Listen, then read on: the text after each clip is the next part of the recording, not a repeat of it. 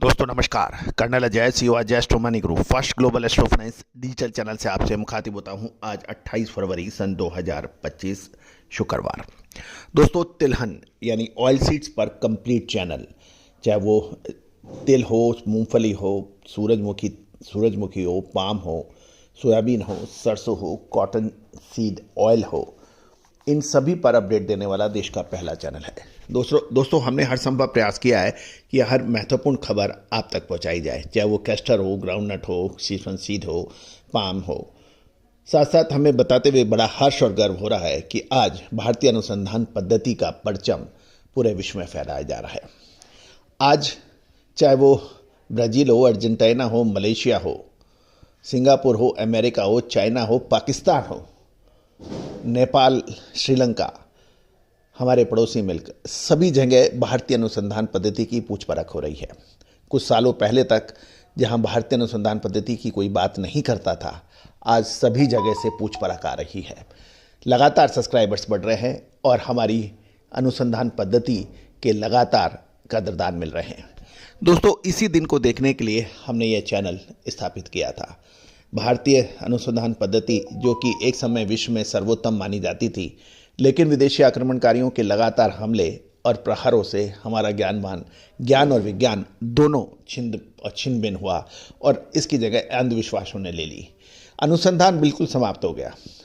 Research पर कोई बात नहीं करने लगा। कर्मकांड और पाखंडों के ऊपर ज़्यादा बात होने लगी।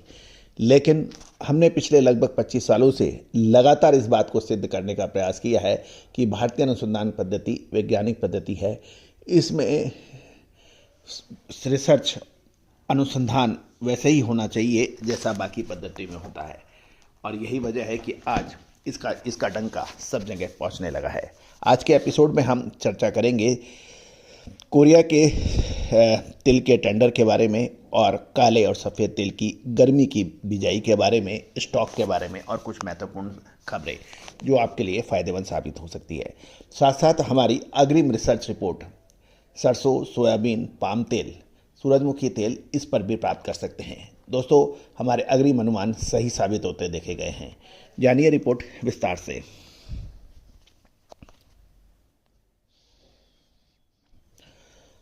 दोस्तों इससे पहले हम आगे चलें, एक विनम्र अनुरोध, यदि आप हमारे चैनल पर नए हैं, पहली बार आए हैं और अभी तक सब्सक्राइब नहीं किया है तो चैनल को सब्सक्राइब, लाइक और शेयर अवश्य कीजिएगा यदि पसंद आए तो। खबर निकल के आ रही है कि अब गुजरात में गर्मी की तिल की रुपाई धीरे धीरे शुरू हो गई है और आने वाले दिनों में तापमान बढ़ने के साथ रुपाई में यानी बिजाई में वृद्धि होगी और अधिकांश रुपाई कार्य लगभग 15 से मार्च तक कंप्लीट हो जाने की उम्मीद लगाई जा रही है। इस बार संभवतः काले तिल की बिजाई सफ़ेद तिल के मुकाबले अधिक होने की उम्मीद लगाई जा रही है। बाजार में यदि मौजूदा भाव देखें तो सफ़ेद तिल का भाव स्थिर है और नेचुरल शॉर्टेक्स सफ़ेद तिल की कीमत लगभग 126 रुपये प्रति किलोग्राम है और 99.1 की कीमत 116 रुपये प्रति किलोग्राम है। इस कीमतों पर अभी डिमांड कम है। पिछली कीमतें कुछ समय पे औसत बनी हुई है। गौरतलब है कि गुजरात और अन्य केंद्रों पर सहित देश में लगभग 15,000 टन सफ़ेद तिल का स्टॉक का अनुमान लगाया गया है, जबकि वर्तमान में सफ़ेद तिल की खपत कम है, इसलिए कोई बड़ा उतार चढ़ाव होने की संभावना कम नज़र आ रही है। ब्राज़ील से भी तिल का आयात बड़े पैमाने पर हुआ है और इसका पूर्ण निर्यात भी किया जा रहा है। ब्राज़ील के तिल की कीमतें वर्तमान में $1100 प्रति टन है और इस मूल्य पर भारत के लिए कोई नया आयात व्यापार नहीं होगा, ऐसी उम्मीद लगाई जा रही है। गुजरात में नए तिल की आवक लगभग मई महीने के मध्य से शुरू हो सकती है और इस वर्ष गर्मियों में सफ़ेद तिल की बुआई में कमी आने की संभावना है और अनुमान है कि काले तिल की बिजाई पहले के मुकाबले काफ़ी अधिक हो सकती है।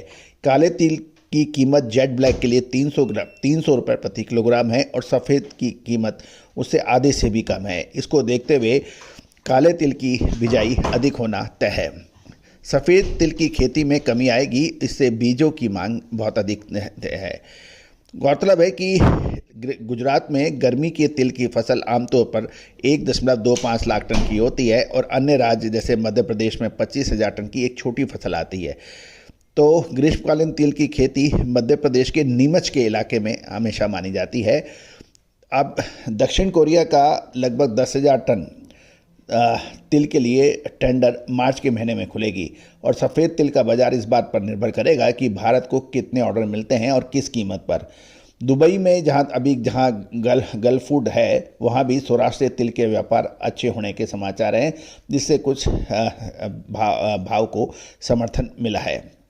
गौरतलब है कि अगर भारत को कोरियन टेंडर उम्मीद के मुताबिक मिलते हैं तो सफ़ेद तिल के दामों में 3 से 4 रुपये की सुधार आ सकता है, क्योंकि विदेशी मांग के बिना सफ़ेद तिल में बाजार में तेज़ी संभव नहीं है, क्योंकि स्थानीय खपत अधिक नहीं है।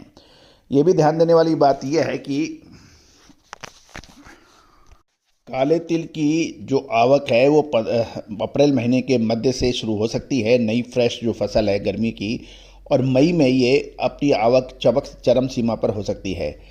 और ध्यान देने वाली बात है कि गुजरात में आमतौर 18 से 25,000 टन ग्रीष्मकालीन काले तिल का उत्पादन होता है, जो पिछले साल काले तिल का उत्पादन 20 से 22,000 टन था।